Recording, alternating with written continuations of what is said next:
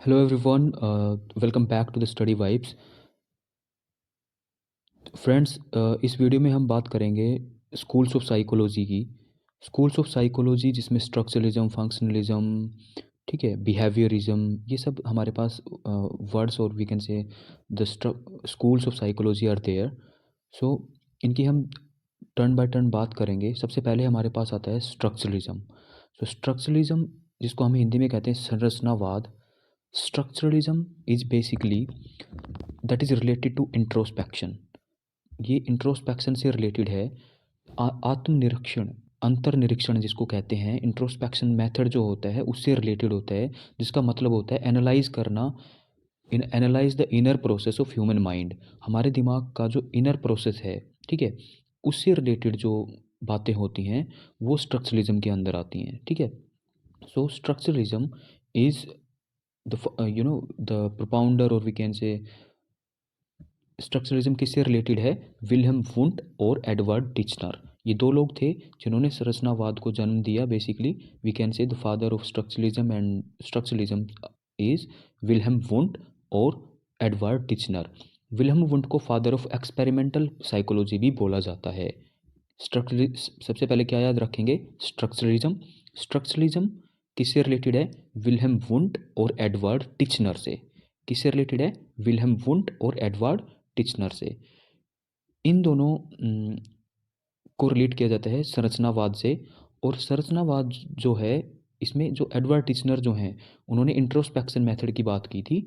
और इसका मतलब होता है जब हम अपने आप के, अपने माइंड को, ह्यूमन माइंड जो है उसके अंदर जो इनर प्रोसेस जो है, ठीक है, आत्मनिरीक्षण, अंतर्निरीक्षण की अगर बात करते हैं, इंट्रोस्पेक्शन की बात करते हैं, that comes under structuralism.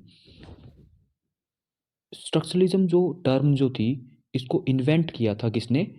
Edward Titchener ने। ये हमें ध्यान रखनी है बात कि स्ट्रक्चरलिज्म जो स्कूल ऑफ साइकोलॉजी है, ये रिलेटेड है किससे? विल्हेम वुंट से।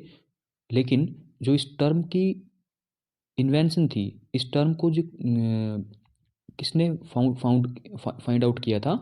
एडवर्ड टिचनर ने, ठीक है। नेक्स्ट अगर बात करें हम, तो हमारे पास आता है functionalism. Functionalism is related to William James. Functionalism, ठीक है, जिसको हम प्रकार्यवाद बोलते हैं हिंदी में। Functionalism is basically related to William James, ठीक है। विलियम जेम्स की बुक थी principles of psychology. Principles of psychology जो 1890 में पब्लिश हुई थी। याद रखना है तुम्हें कि विलियम जेम्स ने एक बुक लिखी थी, प्रिंसिपल्स ऑफ साइकोलॉजी, ठीक है। दूसरी एक और बुक है इनकी important, we can say talk to teachers, ठीक है, जो 1899 में पब्लिश हुई थी। तो ऐसे हम याद रख सकते हैं कि विलियम जेम्स की बुक है एक, प्रिंसिपल्स ऑफ साइकोलॉजी, 1890 में पब्लिश हुई थी। और अ, दूसरी बुक है टॉक टू टीचर्स, ठीक है, ये पब्लिश हुई थी 1899 में, 9 साल बाद। So functionalism is related to William James. And functionalism, प्रकार्यवाद, किसके बारे में बात करते हैं? हमारे मतलब जो हम करते हैं चीज़ें, ठीक है, what a man does and why a man does any behaviour. किसी भी व्यवहार को कोई भी व्यक्ति क्यों करता है, ठीक है। फंक्शन, बेसिकली फंक्शन के बारे में बात करते हैं। किसी भी जो फंक्शन है, बेसिकली फंक्शन के बारे में जो बात करेगा वो फंक्शनलिज्म के अंडर आएगा। और इसके प्रोपाउंडर, या हम कह सकते हैं इससे रिलेटेड कौन से साइकोलॉजिस्ट हमारे पास?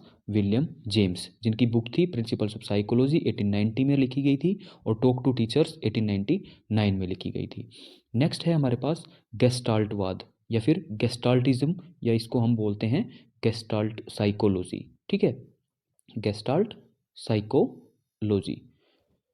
इससे रिलेटेड तीन हमारे पास मेन गेस्टाल्टिस्ट जो हैं, वो कौन कौन हैं? मैक्स वर्दिमर, वोल्फगैंग कोहलर और कर्ट कोफका।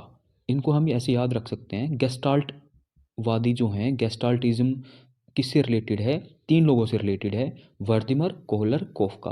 वर्दिमर, कोहलर, कोफका, ठीक है। गेस्टाल्टवाद या फिर गेस्टाल्टिज्म इज रिलेटेड टू वर्दिमर, कोहलर और कोफका।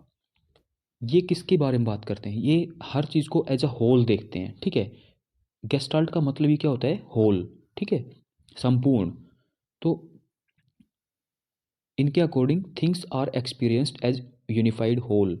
ये चीज़ों को एक्सपीरियंस करते हैं एज अ यूनिफाइड होल के बारे में बात करके, यानी कि संपूर्ण एक पूरे पूरी मतलब एक होल के बारे में बात करते हैं ये।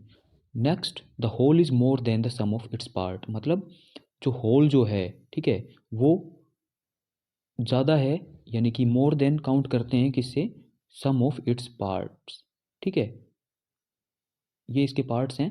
और but the whole is greater than sum of its parts, कौन बात करते हैं, गेस्टाल्टवादी जो हैं वो बात करते हैं। नेक्स्ट है हमारे पास बिहेवियरिज्म।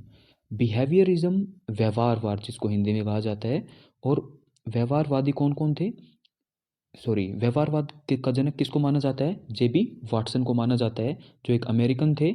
और इनकी एक बुक आई थी बिहेवियरिज्म, ये आपको ज़रूर याद रखना है। Behaviourism is a book related by a behaviourist, जिसको बोला जाता है जे बी वॉटसन, ठीक है, J B Watson. J B Watson जनक माने जाते हैं, फादर माने जाते हैं बिहेवियरिज्म के। और इनकी एक बुक थी बिहेवियरिज्म, 1925 में पब्लिश हुई थी। और एक और बुक थी इनकी जो है psychology from the stand point of a behaviourist, psychology from the stand point of a behaviourist, ठीक है। अच्छा, अब बिहेवियरिज्म को सपोर्ट कौन कौन करता है, बिहेवियरिज्म को सपोर्ट करने वाले हैं Thorndike, Pavlov, Skinner, Guthrie, Tolman and Bandura, ठीक है। ऐसा नहीं है कि ये किसी और को नहीं फॉलो करते या सपोर्ट नहीं करते, but these are the supporters of behaviourism too, ठीक है। नेक्स्ट हमारे पास आता है साइको एनालिसिस। साइको एनालिसिस काफ़ी एक काइंड ऑफ इम्पोर्टेंट टर्म है जो साइकोलॉजी के अंडर आती है। और इनके जनक हैं सिगमंड फ्रॉयड, ठीक है, सिगमंड फ्रॉयड। सिगमंड फ्रॉयड भाई साहब जो हैं, इन्होंने साइको एनालिसिस को जन्म दिया, कह सकते हैं हम, मनोविश्लेषणवाद इसको बोला जाता है हिंदी में। It emphasise the influence of unconscious mind on behaviour. इन्होंने माइंड के बारे में बात की, ठीक है, कॉन्शियसनेस के बारे में बात की, अनकॉन्शियस जो पार्ट ऑफ माइंड है उसके बारे में बात की, और कैसे वो इफेक्ट करता है हमारे बिहेवियर को। ये सब आता है साइको एनालिसिस के अंदर, ठीक है। Psycho analysis also is also a technique basically, जिसके थ्रू हम किसी भी पर्सन के अनकॉन्शियस माइंड को पढ़ के और ये सब चीज़ें उनका इलाज भी किया जाता है ऐसे। सो इससे रिलेटेड जो लोग थे, इनको सब इसके जो सपोर्टर्स थे वो कौन कौन थे, Anna Freud, Carl Carl Jung, Adler और इरिक्शन, ठीक है, इन्होंने भी इसको काफ़ी सपोर्ट किया। उसके बाद आता है हमारे पास ह्यूमैनिस्टिक साइकोलॉजी। ह्यूमैनिस्टिक साइकोलॉजी जो है मानववादी मनोविज्ञान जो कहते हैं जिसको, it is a response to psychoanalysis and behaviourism. Psychoanalysis और बिहेवियरिज्म का एक तरीके से जवाब था ये, ठीक है, क्या, ह्यूमैनिस्टिक साइकोलॉजी, ठीक है। ये किसके बारे में बात करते थे, ह्यूमनिस्ट बिहेवियरिस्ट जो हैं बिहेवियर के बारे में बात करते हैं। साइको एनालिसिस जो है वो किसके बारे में बात करता है, हमारे कॉन्शियस माइंड के कॉन्शियसनेस के बारे में बात करता है, सब कॉन्शियसनेस के बारे में बात करता है। तो इन्होंने बोला कि सबसे सर्वोपरि जो है ना वो ह्यूमनिस्टिक साइकोलॉजी है, ठीक है। तो humanistic psychology is related to Abraham Maslow and Carl Rogers. Abraham Maslow and Carl Rogers, याद रखना है, अब्राहम मैस्लो और कार्ल रोजर्स किससे रिलेटेड हैं, ह्यूमनिस्टिक साइकोलॉजी से, ठीक है। So again we can revise this, like structuralism is related to Wilhelm Wundt and Edward Titchener. ये दो लोग थे, किससे रिलेटेड हैं, स्ट्रक्चरलिज्म से, संरचनावाद से। फंक्शनलिज्म याद रखना है सीधा सीधा, विलियम जेम्स, ठीक है। गेस्टाल्टिज्म, मैक्स वर्दिमर। बिहेवियरिज्म, जेबी वॉटसन। साइकोएनालिसिस जो मनोविश्लेषणवाद है वो है सिगमंड फ्रॉयड।